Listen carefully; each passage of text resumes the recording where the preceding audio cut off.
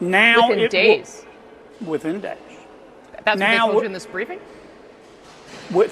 Within days. Sir, just to kind of circle back and put a finer point on this, the days that they were to getting a bomb, that seems to be different from what Tulsi Gabbard had testified to in March. Was there a new assessment? Was that the Israeli assessment? Was that a new American assessment? Was that information new to you in this briefing? It was new to me.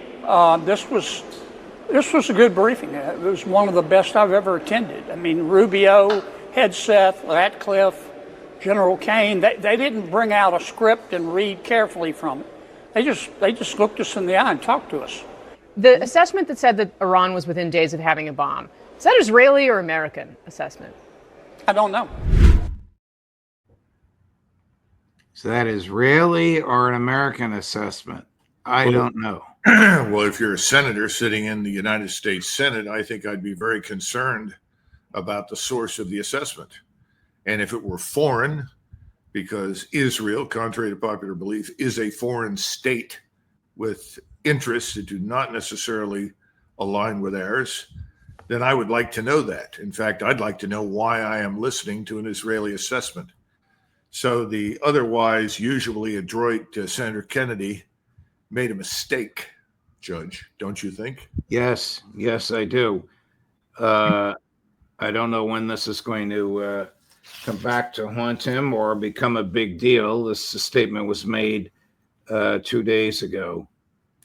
Well, you know, Judge, that reminds me of something I read in Stimson's papers. Stimson, of course, was the Secretary of War, and he was writing about Pearl Harbor, and he wrote, "Thank God the Japanese attacked us on the 7th of December. If they hadn't, we would have had to attack them in order to get this war started 2 weeks later." Now, that's in Stimson's papers. I think this is the same set of Stimson papers that reveal not only was he grateful that they attacked, but he knew the attack was coming. And 2,700 18-year-old sailors went to a watery grave.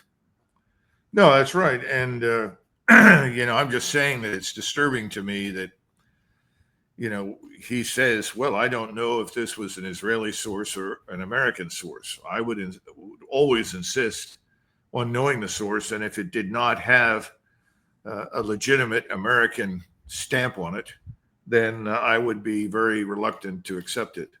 That's not to say that the Israelis don't have good intelligence. They frequently do. But we also know that since 1995, Mr. Netanyahu has been telling us that they are within months, and then a month, and then weeks, and then 1 week, and then days, and now hours. I mean, come on.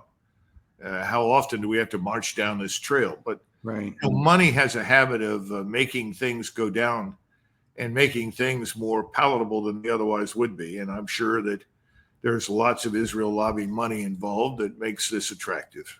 Colonel, I'm sure you noticed, as I did, whose name was missing: Rubio, Hegseth, Ratcliffe, General Kane. How about Director Ratcliffe's boss, Director of National Intelligence, Tulsi Gabbard? Well, Rubio is somebody that he knows, who is a card-carrying member of the Israeli club, a lobby member almost. And I think that that's probably enough. Hegseth is too new.